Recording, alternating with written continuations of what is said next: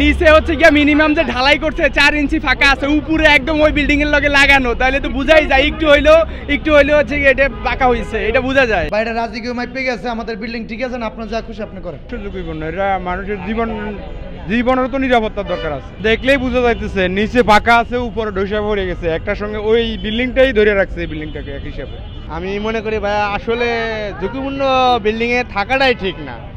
আমি রাজক যদি এটার বিরুদ্ধে একটা ব্যবস্থা নিত আমি মনে করি ভালো হয়, মানে রাজকের বিষয় এটা করা পরেতে এটা নিচের থেকে আস্তে আস্তে উপরে উঠছে, এটা যখন পড়ছে এটা উঠছে সুদা করে, তারপরে এটা যখন উঠছে এটা সুদা বাধা দিতেছে উপরে দেয়া, এটা কোনো ব্যাকআপ না। এই জায়গাতে নিচে করছে, উপরে জায়গা ছিল ওই জায়গা একটু বাড়তি হয়েছে, এই জন্য নিচের থেকে উপরে লাগিয়ে গেছে।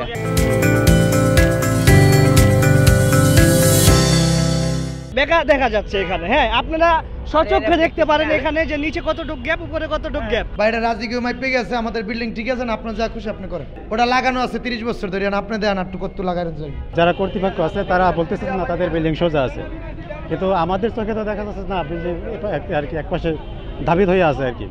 এখন এটা আর কি তাদের সাথে ভালোভাবে কথা বলেন, তারা কি সিদ্ধান্ত নেয়।